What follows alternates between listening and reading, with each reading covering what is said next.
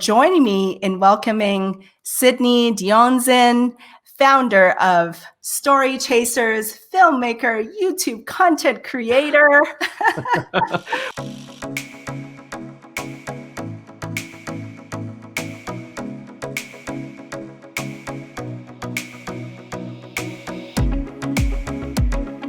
Wow, that's quite a lot. Welcome, Sidney. Thank you. Thank you for having me. I like that. And you said my last name right, so hats off to you. Thank you. Thank you. Yeah, so I've been so excited to talk to you, Sidney, because I follow you on YouTube. I subscribe to your channel, and I also follow you on Instagram. And I'm always like tucking little nuggets of tips that you give out there around storytelling. Good. And filmmaking. Oh, that makes me happy because it tells me that I'm doing something right. It's working. It's working. Yeah. But please tell my audience a little bit about yourself and how you came to do what you do. Yeah, so I am a filmmaker and photographer, and I produce content on YouTube. And my channel really is focused on helping people become better storytellers. So that comes in terms of camera gear reviews, filmmaking, photography tutorials, and behind the scene vlogs. And like even deeper than that, like I love seeing people go from where they are to where they need to be. And I really believe that everyone is a storyteller. Like I really do. Everyone has a story worth sharing.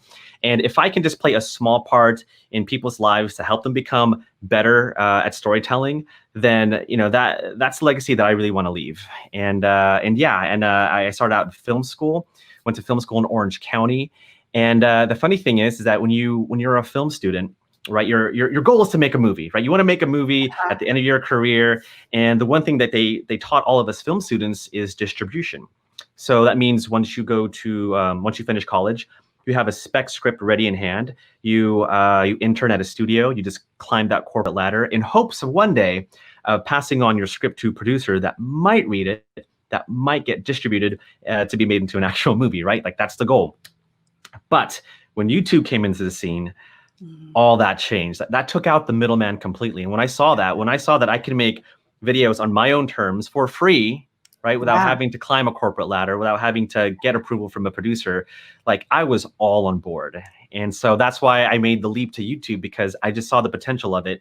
And for me as a creator, like I just want to create stuff just based on my terms, and so that's why I wanted to do YouTube, and I wanted to share my journey along with other people that went through those similar things like me, because like I said before, I really believe everyone has a story to share. And if I can just pass down a little bit of information, some nuggets here and there onto those people, then man, I think it'll just make for a better place. Yeah. So for all of you out there, there is his channel, Sidney Diongzon, filmmaking, camera gear, vlogs, and you can also find him on Instagram. Actually, while you were describing that, I was very curious. Like, tell me something. What is film school like? Like, what drives somebody to go to film school and make films? Like when I grew up, I want to make films. Like, what kind of feeling is that? Who joins film school?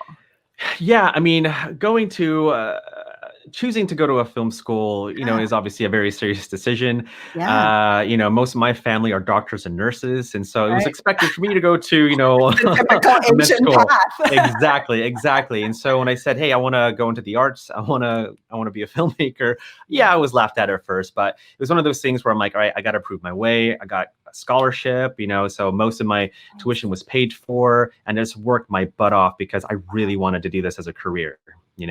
But film school, man, that's like high school drama, like to the 10th degree.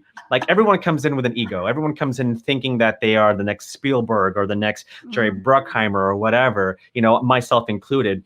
But and I'm so glad I went, because when I went there, like that ego, that pride was knocked to the ground, and I had to start from the ground up. And it was a good thing because I got to grow with my peers. I got to listen to professors who worked in the industry. Like my editing professor was the editor for the film The Exorcist, back in the 70s. Yes. So he knew his stuff. And so he taught me things about pacing, how to evoke a certain emotion by doing this simple technique. And that kind of stuff just blew my mind, So I got to learn a lot of things. And I think the best thing about film school is the collaborative process. You get to not only make films together with your peers, but you get to get critiques from them. You get to give advice to them in return, and you never know who's going to make it in the industry. Like, for example, my first production assistant job in film school was for the short film by the Duffer Brothers. If you don't know the Duffer Brothers, I don't. they created the Netflix series Stranger Things. Oh, and so wow. I know them Wow. personally, and I'm friends with them. And sometimes I message them like, "Hey, dude, you guys are amazing. I remember this short film that you made, which was very similar to Stranger Things, but they made it, And so you just never know, and that's the great thing about film school. And I guess that's where creativity takes you too. Oh yeah, absolutely. Wow. So let's talk about YouTube, because that's where you made your mark, right? But I know for me personally, like I had a lot of misconceptions about YouTube. So until I went to Scott's, Video Marketing World Conference, I had a misconception that it's just to go look at cat videos or somebody doing some stupid, crazy stunt. And then it goes viral and it's like, okay, fine. So it was purely for entertainment and maybe laughter. But there's a whole, now that I'm part of it and I watch it, like there's a whole system of like a place to learn and a place to like just really make a business too. But what are some of the misconceptions you've seen other people have about YouTube? So there's that conception that not many people take it serious because, it is online video. These are average people. But the funny thing is that these average people are making $5K a month, $10K a month, $20K a month, sometimes on just YouTube ads alone. There is a business aspect of working with actual global companies to make a video that they would pay for or pay for an entire trip just so you can make a 5-minute video. There's the affiliate marketing side of it where you get to recommend gear or other products, whatever your channel is based on, and make a commission off that. Like, YouTube is not only a place where creators like me get to create videos that we want, but it's a place that we can actually like live off of. Like, we can have a career by making videos on a platform like YouTube. Like, that is so crazy. And so the misconception is that, it is a serious place that that creators can go to and make videos and make a living off of and make a career. And even to this day, like I think my parents and most of my family are like, so you quit your full-time job and you're doing YouTube full-time and you're okay? Like, you're doing all right? And I'm like, yeah, doing okay. Yeah. I know it's a whole mind shift. And I find that even just, I really find that like you can really unleash your creativity. Like the things that I see on YouTube now from a guy that has a weather channel doing better than like the Weather Channel, right? And to like gardening, to gear, to like it's whatever you want, right? Whatever your specialty is, right? Yeah, and there's content for literally anyone in the world. Like if there's a group of people into gardening, like there are a bunch of channels that focus on gardening or cooking, and so it's not like traditional TV or cable TV where you have to flip through channels in hopes of maybe finding something that you might be interested in. Like you can type in the very thing that you are interested in or want to learn, and you'll find a bunch of videos that will entertain you or bring you value. And that's the beauty of YouTube. Like there's something for everybody. So what do you think are the mistakes that people are making on YouTube? Because I'm guilty of it. I kind of use it just as a library where I store all my videos. But what are other mistakes that you're seeing people do on YouTube? A really good question. I think, one of them is to, when people want when they want to make a YouTube channel or start a YouTube channel, almost always, like the very first thing they want to achieve is to make money. Yeah. Right. Like, I'm going to do YouTube because I want to make money. Passive income. Right. Like that's great and all. But if you go into the mindset of making money and starting a YouTube channel, like you are going to fail because every decision is going to be based on that single thought, But if you're going into YouTube with the mindset of like, I'm going to create because it makes me happy, but also I know I have something of value to share with the world. Now you have a better trajectory of creating something that's meaningful. And that's the key thing. You know, when you create meaningful content, then people are going to reciprocate, people are going to invest, people are going to subscribe and follow your journey, because it not only brings you value, but it brings them value. Yeah. Wow. Yeah. And I guess people can always see through those. I mean, now and then I get those ads on YouTube, like make $10,000 in a month. And Yeah. and they're trying to attract that type of clientele, but that's not the purpose, right? It's not the purpose, you know, and the whole ads thing, like, I mean, I understand YouTube is a business, but what I love about YouTube videos, like say if I'm interested in getting like the latest and greatest computer, you know, like I know I can watch 10 or 15 different videos with different perspectives, right? And with those videos, I can now make an educated assessment of whether or not I should get that computer. You know, if I'm watching a commercial about that computer, like already I know that there's writers involved. They're going to make that product look as best as possible. But if I get like reviews from just ordinary people, despite the production quality, like whether it's good or not, like that's more valuable to me because I'm seeing different perspectives. Yeah, exactly, from real people. Yeah.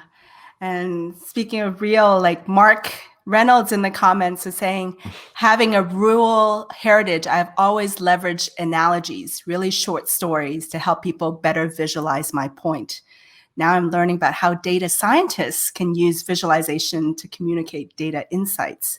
Oh, I love that, Mark.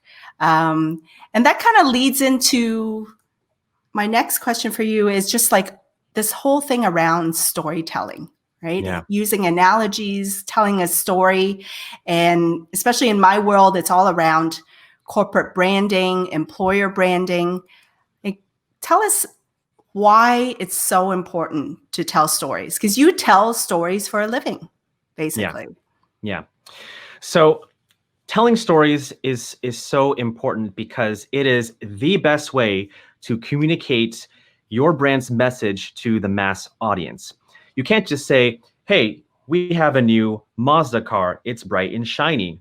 This is great. It has all these features. Like, okay, fine. If you want to make a commercial about that, all right.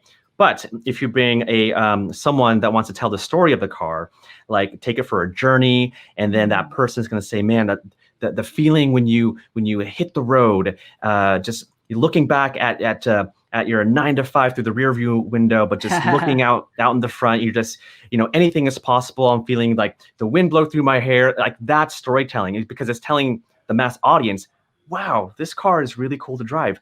Maybe I can be in that driver's seat. You know what I mean?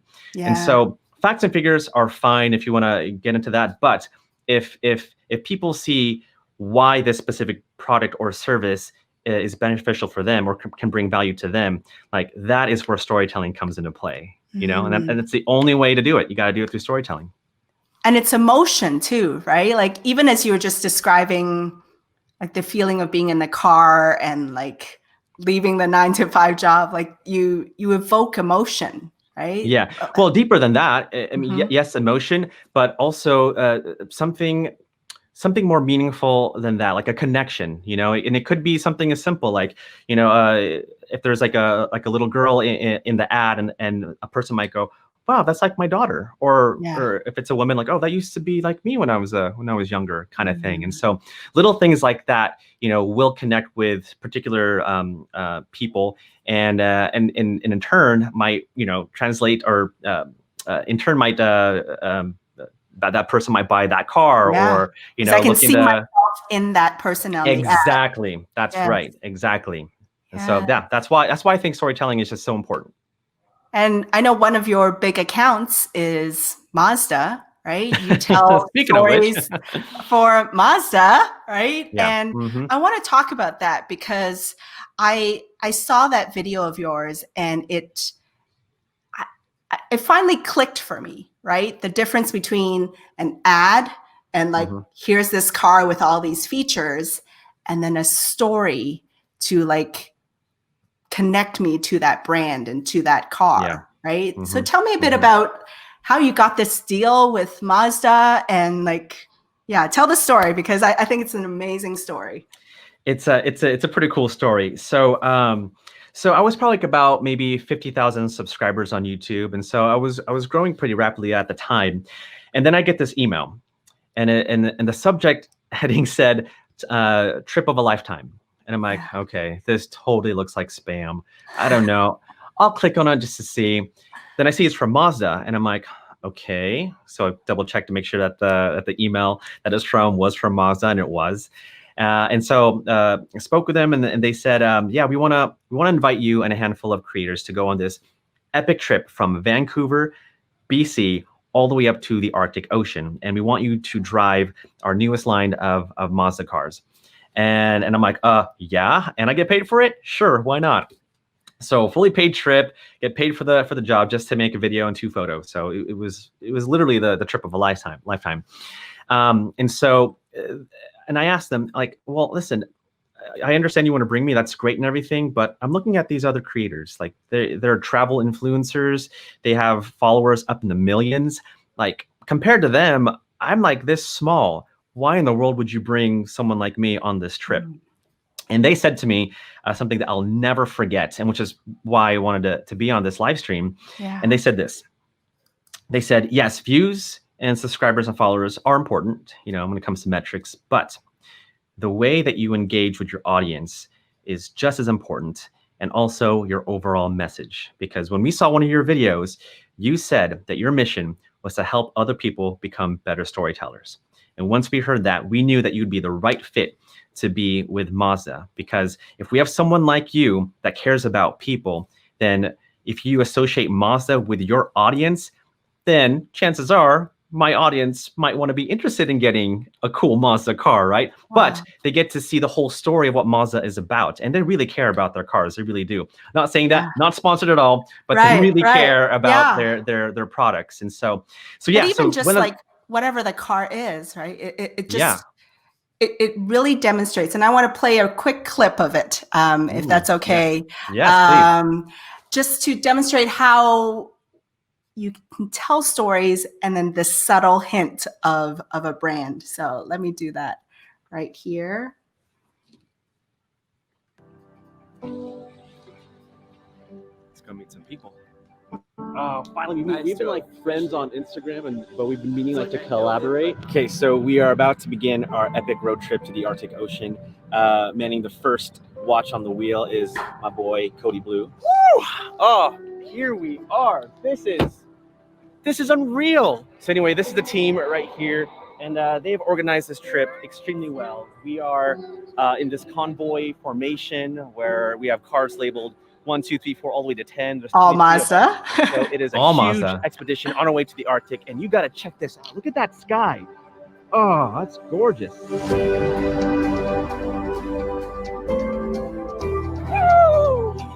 Was that cool? Oh, it's cold.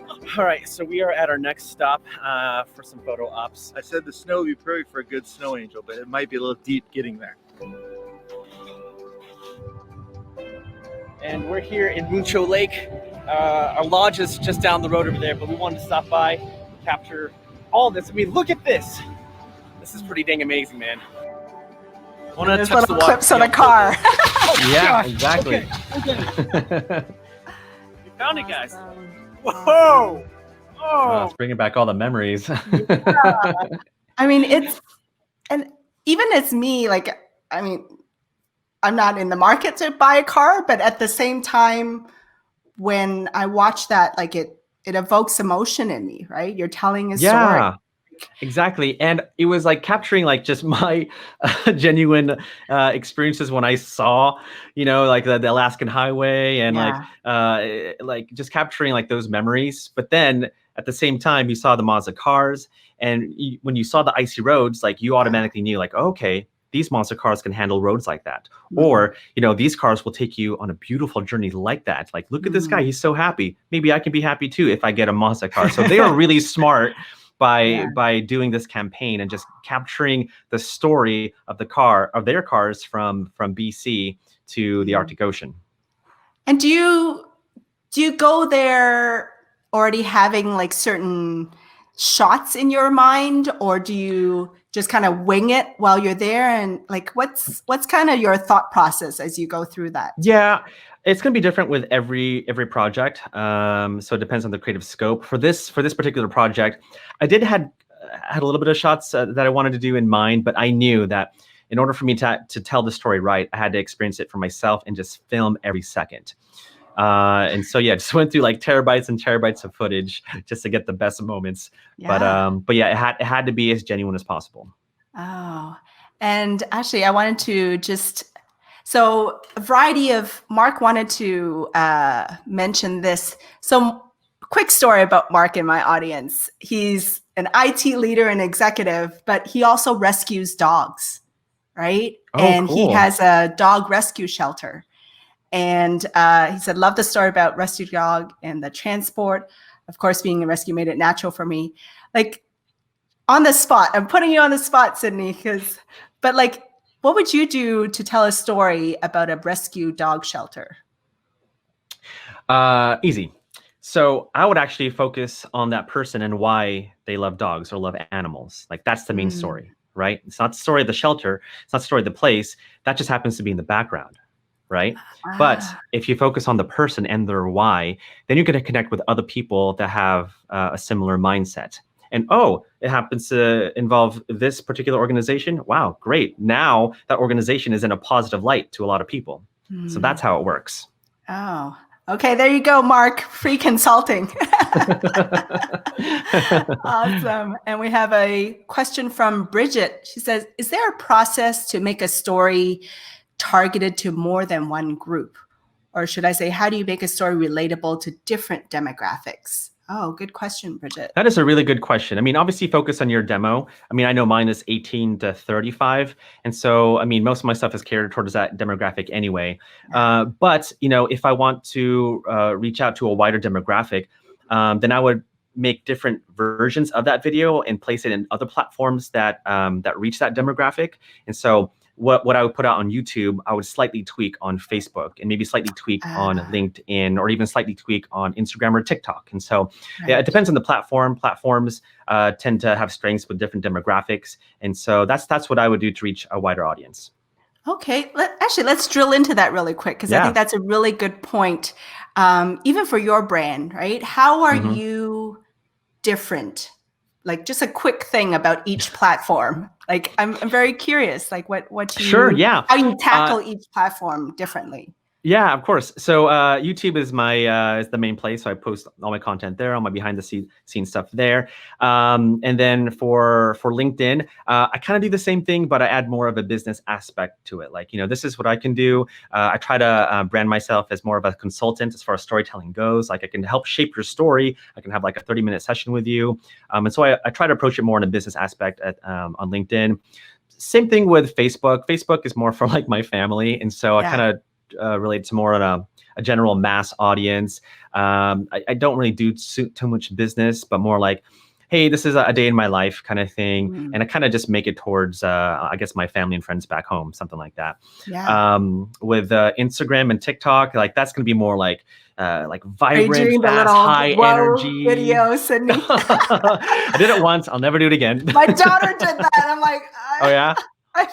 She said, no, Mom, no, don't do it. Classic. Yeah. She was embarrassed by me. Yeah. That's funny. Yeah. But yeah, well, like with things like Instagram or even Twitter, like, I just do like little teases of the video, so that I can like point people back to my YouTube channel, or, you know, to my website, or even join my email list or stuff like that. Right. Because even like I've heard from Scott, right? Like, he made YouTube is kind of like the core. And then all these other platforms point back to YouTube, right? Yep. And that's kind of what you're saying too, right? Little snippets everywhere, and then everything points back to YouTube. Absolutely. And that's where you get the ad and sponsorship, right? Absolutely. Yeah.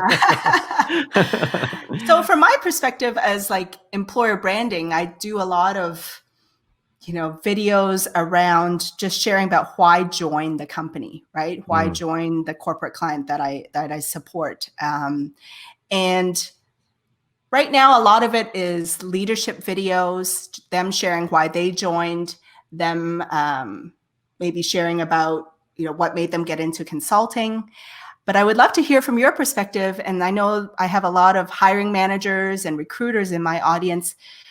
How would you tell a story around getting somebody to join the company from an employer branding point of view? Yeah.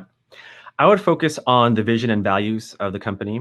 Like I would double down on that, because people will be more inclined to join an organization if the leadership, vision, and values are clear, and if that's communicated clearly on video. Like you're going to see a lot of people sign up. Like I work for this university, and their main thing for recruiting employees is like, this university is meant to send off people to the world to make a difference. That was it.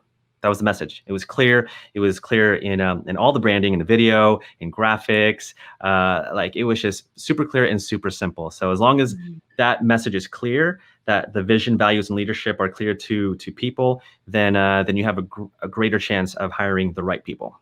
And how do you form like a story around it? Like, I mean, or that's the hard maybe part. maybe even before that, right? Like, let's break it down. Like, sure. What do you think are the kind of like the components of a great story? Yeah, it's actually really simple. So every time I make a story, I always focus on the what, the how, and the why, but I work backwards. I start with the why because I need to know why this product or service or organization is important. Why does it bring value to people? And once we've nailed down that vision or that message, then I go backwards and go, how can I film this? How can I film it right? How can I film the message? And then, the scripting goes into the what's and like all the practical things that's involved with filmmaking, like location scouting, the kind of gear, stuff like that. And so you have to start with the why. And once you have your why, then you're going to set yourself on the proper trajectory to tell the right story. Wow. So why, what, and how, right? Awesome. Exactly. And Mark says, can I record this? My wife hates cameras. Actually, how do you get your subjects to share with you? Do you have any tips around that when people are kind of like hesitant, like, because I assume you get testimonials or you get like talking heads, right? Yeah. What is your trick or advice around making people comfortable on camera? So this is what I personally do. It doesn't happen all the time, but if you can, definitely do this. So before you film the project, whoever you're going to put on camera, you need to have coffee with them. Spend time with them. Get to know them. You can do it once if you can, twice even better, 3 times is probably the best thing you can do. And also, kind of make it a business kind of thing, like, talk about the process and, invite them to be part of the process. And once you have that, you establish a relationship. And when you establish a relationship, then they can trust you. Like I remember filming the CEO of a company one time, and she was, a very successful entrepreneur. Very hardcore. She was like very by the book. She's a true leader, right? Yeah. But I didn't want the video to paint her as this stoic figure. I wanted to show the humanity of her. And so after spending some time with her on the phone, just kind of seeing what she does on a daily basis and stuff like that, she got to trust me. Yeah. And as we were doing the interview, I got to ask some deeper questions as to why she went into this specific business. And I remember in that interview, she just stopped and she started tearing up. And I'm like, oh my gosh, what did I do? And she said, well, the reason why I'm like this or I'm doing this is because, I didn't have a mother growing up. And I'm like, oh my gosh, wow.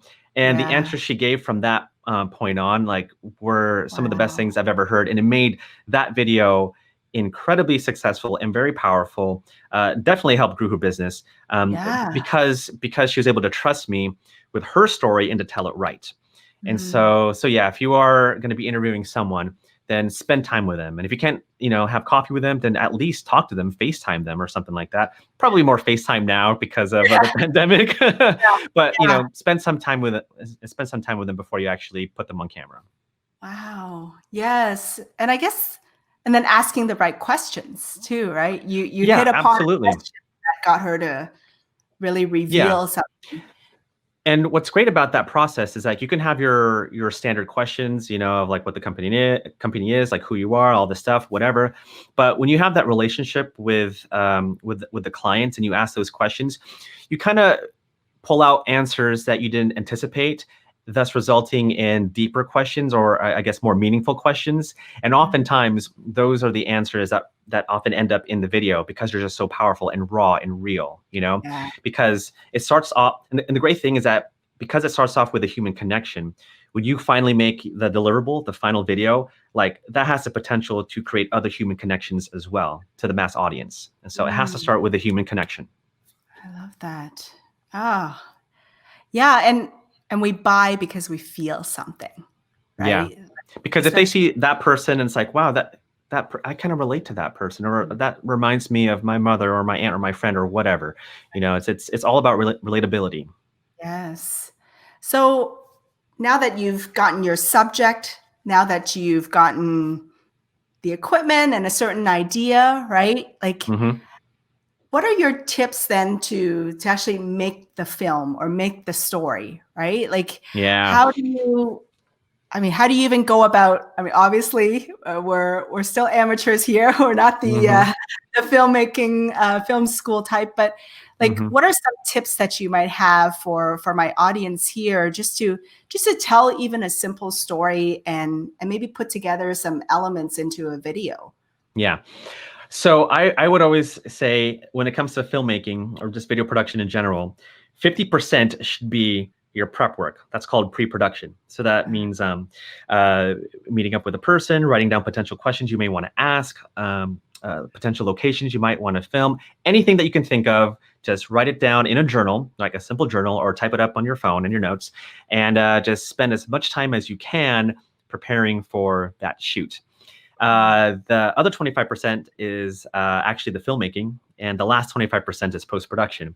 But most of the time I spend in pre-production because if I know that I'm prepared before I go on a shoot, then I know it's going to be a successful shoot. So it's even practical things like, okay, I'm going to make a checklist and make sure I charge my batteries the night before, you know, make sure my media cards are cleared out so that I don't run out of space when I film. Because the last thing you want to do is run out of space to film when someone's giving you an incredible, powerful answer during the interview, you know? Yeah. And invite as much people as you can. I mean, I know sometimes we have to film it by ourselves, but if at all possible, like invite people to help you, you know? It's a team effort. It's not about you. It's about the end product. And so if you can invite people to help you out, then, you know, definitely plan that out in the pre-production process. Because there's also all the different angles, right? Like, I hear about B-roll a lot, right? Like, how do you weave in that into typically corporate videos, it's a interview, right? A talking head, right? But then there's all kinds of elements of B-roll. Talk to us about B-roll. So there are two types of video footage, A-roll and B-roll. A-roll is your main footage, your hero footage. So that entails the actual interview. Your B-roll is the footage that complements the A-roll. And so if you are interviewing someone about a dishwasher and they say, hey, we made these parts from recycled car parts, whatever, then it might be a good idea to get B-roll footage of car parts being recycled, or going to a manufacturing house and you see the whole process. Like, it makes sense, you know what I mean? So it's complementary to the main footage. That's B-roll. And so what I do, I actually have this timer, this little stopwatch whenever I interview somebody. And if they say something unique, then I hit that button on my phone. You can also find apps for that. And I know, and I kind of somewhat time it out when I edit. And if I go, wow, I made a mark at 3 minutes, 45 seconds, I wonder why. I go to that time and I go, oh, wow, okay, so that's why I marked it. This person said something pretty powerful. It saves a lot of time from you having to watch that interview like 10 times over. Oh my gosh. In post. That's where a power tip for you. Power tip. Yes. Well, even when I usually take these LinkedIn lives and then cut it up, but right now I've been like, you know, I have people to help me, but like watch the whole thing again just to find those clips. But gotta have that timer. Yep. Okay, that's worth itself in gold. Yeah. Or if you don't have a timer, you know, at the very least, like on a little notebook or something like that, just, you know, do your best to write down around 3 minutes. There's something important being said, something like that. Oh, and welcome, Chuck. Chuck just joined us. Welcome, Chuck, another technology leader out there. And Mark Reynolds says, good planning pays huge dividends. Yes, exactly Absolutely. like Sidney said. Chuck says, it only took me 54 takes for my first video, and I didn't even post it. Oh, yes. Classic. What are your thoughts about that when you record things, right? And Mhm. I think a lot of times when we're starting out, you do it over and over, trying to find that perfect like sentence to form. And like, Mm. what are your thoughts about doing that many takes and your advice for people around that? Yeah. The truth is that nobody really cares, right? Like if you mess up on a line, nobody cares. They don't. When I started YouTube, I actually started back in 2012. And what's crazy is that I actually didn't start posting consistent content until 2016. And the reason why is because I was so afraid that my first video wouldn't be perfect. And I was like, I'm not going to make it until it's perfect, right? 5 years later, I finally made a decision to just make the content, right, on YouTube, just knowing that the first 10, 20 videos are going to be bad. But I just knew that I just had to do something because I can't just wait another 5 years to post content on YouTube. And even though the first 10 videos were bad, I got better, right? Yeah. And then I got better and better and better, and then finally started growing, and that was like a huge lesson for me. Like, it doesn't matter if your video is perfect or not. Like, if it takes you 3 takes, and you tell the message somewhat right, just post a video. Like I know, like tomorrow I'm posting a video. It's not my best. In fact, it's probably one of my worst videos, but I'm still gonna post it because I know in the long run it's going to benefit somebody. So I'm just gonna play to that. And what's funny is that I made a video about some iPhone lenses, and it did horribly. Like, I didn't do well. It wasn't a very good video. I was like, I spent all this time, spent 2 days making this, and I only had like 1,500 views. Whatever. Well, what's funny about YouTube is that it's a search engine. And so I had no idea that 6 months later, a company would come out with this amazing lens for the new iPhone. And because of the way I tagged the video, because of how I put the titles and descriptions, like that caught that ranking, that momentum, and that surged over 100,000 views. And so wow.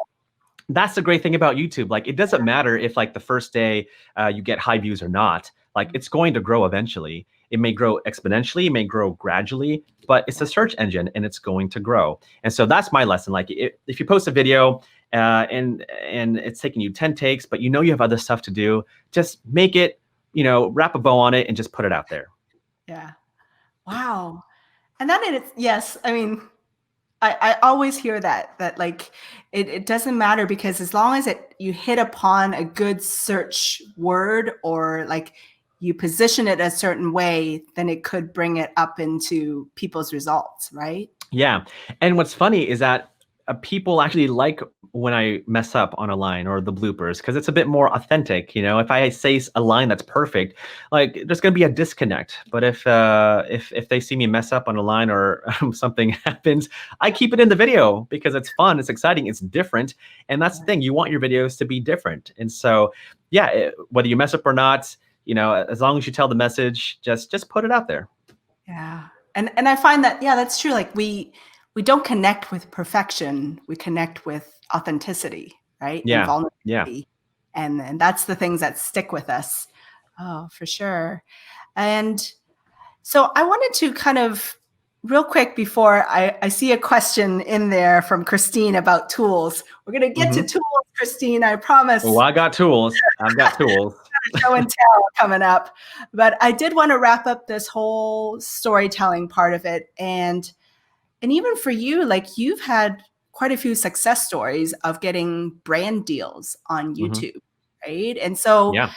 what are some of your advice on that? You even have a video on that, but I would love to hear some of your advice for those that want to kind of build their channel on YouTube, or start to kind of migrate from LinkedIn and corporate to YouTube. How do you get sponsorship deals on YouTube? Yeah. So getting sponsorships, they happen pretty often. I'm not saying that as a flex, but I was very intentional of making sure that I had a big and positive online presence. So that meant commenting after I posted a video, making sure I stayed in the video in the comment section and replied to every single person for the next hour. That meant engaging on Twitter and asking questions, or just finding new people to connect with, or watching new videos and sharing and liking, and just like really being involved in the community. And with that, I made sure to put a positive spin on it, and not just for the sake of positivity, but if I like the video, then I'm gonna like a video and be genuine about it, you know, and share it with people. Like every Saturday, I say, hey, let's grow your channel. Send me your videos. I'm gonna comment, like, and share my favorite ones, stuff like that. People love that, and every time I post that, like I see a surge of followers on Twitter. And what's great is that like, I really want people to grow on YouTube, and I will watch. And I've watched, like I spent Saturday mornings watching videos that I haven't seen, and finding out new creators that I've never seen before. So it's like a win-win for me. Like I get to see new content, I get inspired. Also, I get to share that, use my platform for good, and grow other people's YouTube channels. And so for me, I've been really intentional with having a big online and positive influence in that space. And because of that, like I know, like brands contact me, like I get DMs from companies all the time. You know, I might be going on another road trip with Mazda. They ask me, hey, they even asked me, hey, can you take our cars on another road trip soon? I'm like, this is awesome. But because of that positivity. Not that you have to be super happy all the time, like you don't have to, but because you're making an impact in the community, if you can do that in your space, then brands will reach out to you. So there's literally like brands that are hunting through YouTube looking for potential collaborators. Yeah. I used to hunt for brand deals. Like when even when I had 500 subscribers, I really wanted to review a backpack from one of my favorite backpack companies. And I was like, you know what? I was going to wait till I reached 1,000, but I'm just going to go for it. And so I went on LinkedIn and found the phone number of the marketing director. I gave him a call, and he was so surprised. And I asked him, hey, I'd love to review a backpack. I'm a up and coming YouTuber. And I think because he was so caught off guard, he just said yes. Nice. And so I just went for it.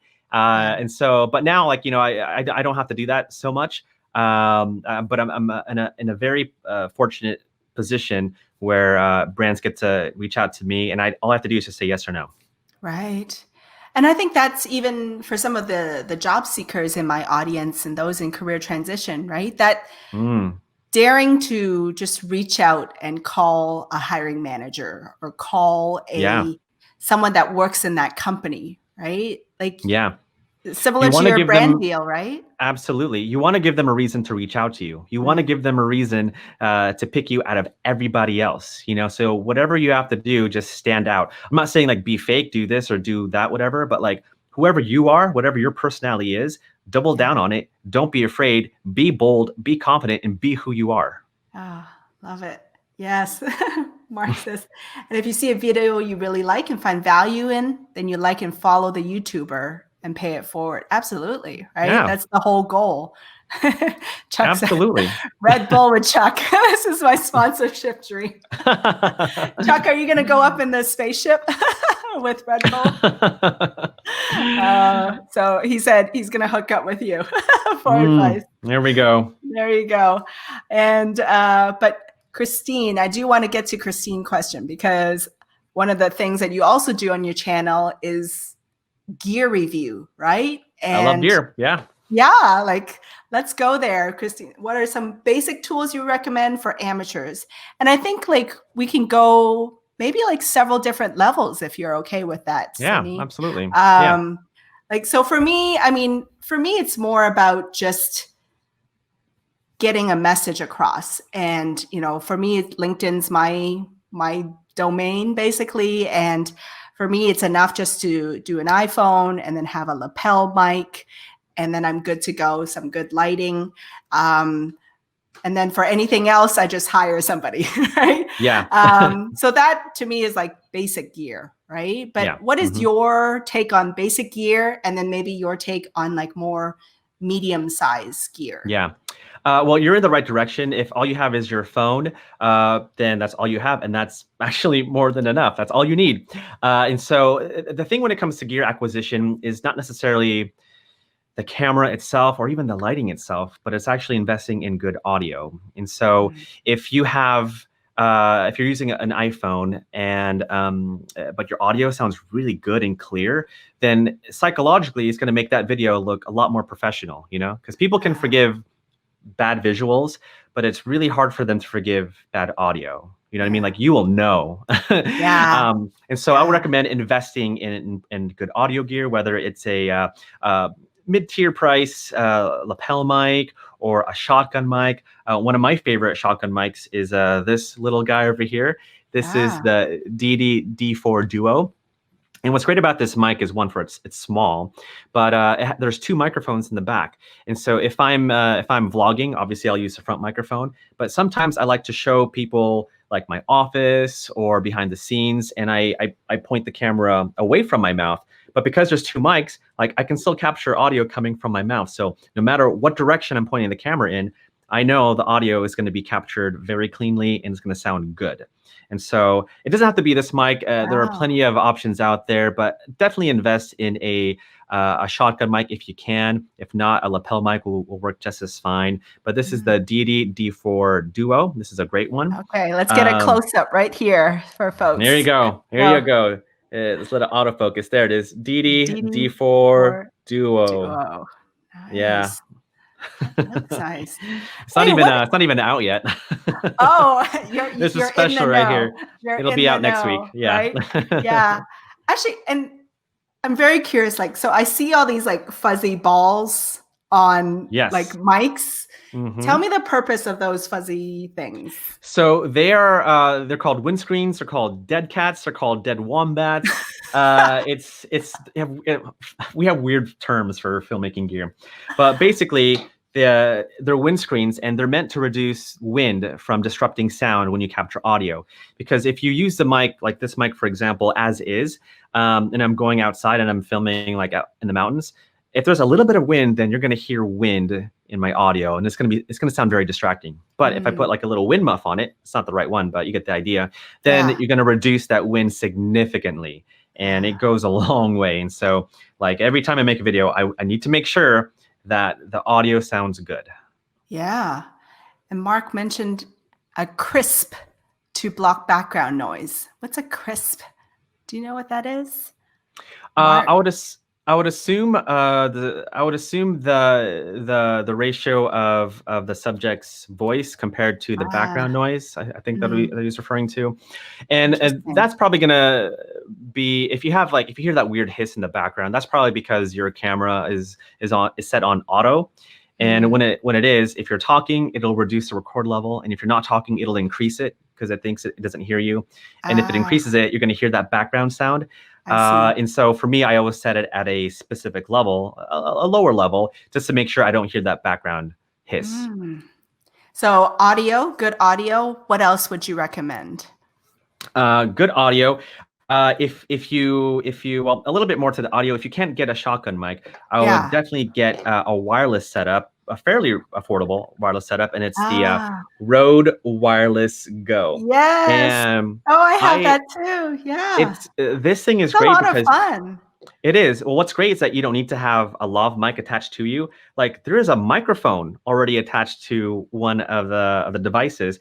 And if you are filming from far away, like if you need a wide shot of something, you can simply just put this in your pocket or in front of your table, and you'll capture clean audio even though your camera is far away. Because the only downside to a shotgun mic like this is that you have to place it on top of your camera. But if your camera is far away, then your audio isn't going to sound very good. And so, yes, that's why I like having a wireless setup just in case. And so, yeah, I definitely recommend the Rode mics. They're great. Yeah.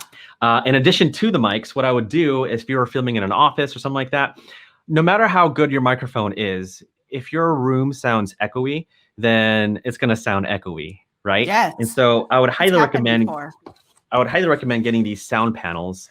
You can get them for cheap on Amazon. This isn't the best one, but it does make a difference. Like, there's an attic above my room. There's a garage on the other side of my office. And before I put these up, it sounded really echoey, and it was very distracting. And so I just put up, these little panels up on a wall. I put a lot of them actually in corners. And it How do you know where difference. to put them? So is there like a technique around that? So say, for example, I am like this is my typical spot to film. If I'm Yeah. filming here, then I want to make sure I put these panels on the wall adjacent to me and the wall in front of me. And if you can, maybe on the ceiling as well, because sound travels in a straight line. And if there's nothing absorbing the sound, then it's going to bounce from wall to wall to wall to wall, creating that echo noise that doesn't sound very good. But if you have these panels and you speak, then those panels are going to absorb that sound. So I hope that makes sense. So having these panels like really reduces echo. Okay, just random side note, okay? Yes. Because it's all about, serving my self-interest too, right? Of course. So my mom lives in a condo, and she recently got a complaint because she plays the piano. And so she actually bought those sound dampening things. Okay. But she didn't know the best way to attach it to the wall. What do you suggest the best way to attach those things to the wall? How do you attach yours? For me, they are light enough where I can just put gaff tape on the back and I just stick it to the wall. So that works for me. I mean, I guess you could put duct tape, but you could rip off the paint if you rip it off. Right. I mean, you could also have it installed professionally. I know a lot of people do that as well. But for me, I know that they are light. I just wanted to use gaff tape. I didn't want paint to come off the walls. And so I chose this specific panel to absorb sound in this office. Awesome. Okay, so now we got our audio taken care of. What's next? Audio is good. So what's next is that you want to make sure that you have an accent light. Like I could talk about a key light, sure. But you can also be by a window, no problem, and have good lighting there. But it may not hurt to have some sort of accent light. And what I mean by that is having like a splash of color somewhere in the background, just to make it more interesting, kind of make your background pop. And one of my favorite lights is the Aperture MC. And this is great because you can like change it to any color. Like right now, it's like purple, but I can change the hue of it. Let's see, now it's like red. And sometimes what I do, like I just kind of splash it in the background. Somewhere there, I can actually make it more powerful just so you can see. But I just splash some color in the background just to make it more interesting and make my video stand out a little bit more. It may not seem like a big deal, but if it catches people's attention, then it's a big deal. So if I add like that already, just looks really interesting. You know what I mean? So if I place it like right over here, right? So if I'm covering it up with my shoulder, like already it looks a lot more interesting. Very, if I add another one, enhances the mood. Yeah, same thing with these lights over here. These are called tube lights. And you can you can see one right over there in the corner. Like it just makes the whole room look more interesting. You can place it in the corner or whatever, change the colors, whatever you want. But these are called accent lights. If you don't have the funds to get these lights, no problem. Even just putting a lamp in the background is good enough. Like it's just something interesting, something that will draw the eyes of the audience to your video. Okay, let's do a close up of that little little lamp. It's so cool. Yes. Yeah, this is the Aperture MC, and it's great. And these little metal things, those are magnets. So you can just stick it, to something magnetic if you want to. And so I have a computer stuff around, so I'm not going to stick it to my hard drive. Like you could go so crazy, like buying stuff. Absolutely. Oh man, yeah, I love gear. I could talk gear all day. So we got audio, we got lighting. What else? I would absolutely recommend, if your camera allows it, to get a camera remote. There's nothing more annoying than recording for 10 minutes and then pausing and getting up and stopping the record button in the camera and then kind of like gather your thoughts and then going back or, having to record. Like I love recording, pressing the record button with this remote because there's a red light indicator for my specific Sony camera. So whenever it shows red, I know it's recording. And so I would hit the button, I'd record, and I'd take a break, I'd pause because, I don't want the video file sizes to be huge. I'd gather my thoughts and then, I'd start again and continue on with filming. And so if your camera allows it, get yourself a camera remote. Wow. So, that leads me to, speaking of cameras, when do you recommend that people kind of migrate from a smartphone to like an SLR? Like, is there a certain point where you think in their content creation journey that should happen?